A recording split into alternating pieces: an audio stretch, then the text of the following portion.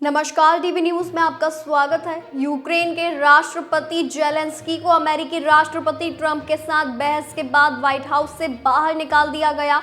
दोनों नेताओं के बीच शुक्रवार को करीब 10 मिनट तक तीखी बहस हुई थी। रिपोर्ट के मुताबिक व्हाइट हाउस के एक अधिकारी ने बताया कि बहस के बाद यूक्रेन के डेलीगेट्स ओवल ऑफिस से निकलकर दूसरे कमरे में चले गए थे। अमेरिकी टीम वहीं रुकी रही। इस दौरान ट्रंप ने उपराष्ट्रपति बेंस, विदेश मंत्री रूबियो और एनएसए माइक वॉल्ट्ज से बातचीत की।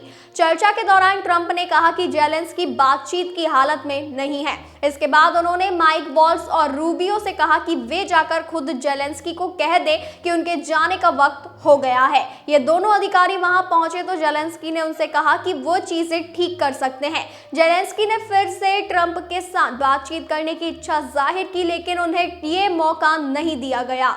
बता दें, दोनों नेताओं की जॉइंट प्रेस कॉन्फ्रेंस भी होने वाली थी, जिसे रद्द कर दिया गया है। जेलेंस्की ने ट्रंप से बहस के बाद उनसे माफी मांगने से इनकार कर दिया है। उन्होंने बात करते हुए कहा कि जब तक सुरक्षा की गारंटी नहीं मिल जाती वे किसी पीस डील में शामिल नहीं होंगे। जेलेंस्की ने कहा कि वे ट्रंप का सम्मान करते हैं, लेकिन उन्होंने कुछ बुरा नहीं किया है। उन्होंने ये भी कहा कि ये बहस दोनों के लिए अच्छी नहीं रही, लेकिन ट्रंप को ये समझने की जरूरत है कि यूक्रेन रूस को लेकर अपना रवैया एक दिन में नहीं बदल सकता। जेलेंस्की ने कहा कि वे चाहते हैं कि ट्रंप इस बहस के बाद भी यूक्रेन के लिए ज्यादा समर्थन दिखाए।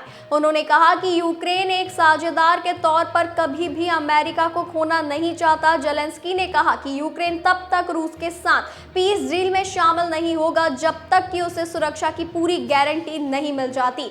ट्रंप भी व्हाइट हाउस से बाहर निकले। उन्होंने पत्रकारों से बात करते हुए कहा कि जेलेंस्की शांति चाहते ही नहीं है। ट्रंप ने दावा किया कि पुतिन शांति के लिए काफी गंभीर है। यूक्रेन की मदद बंद करने के सवाल पर ट्रंप ने कहा कि अब इससे कोई फर्क नहीं पड़ता। अब वे तभी बातचीत करेंगे जब जेलेंस्की इस जंग को वाकई में खत्म करना चाहते हो।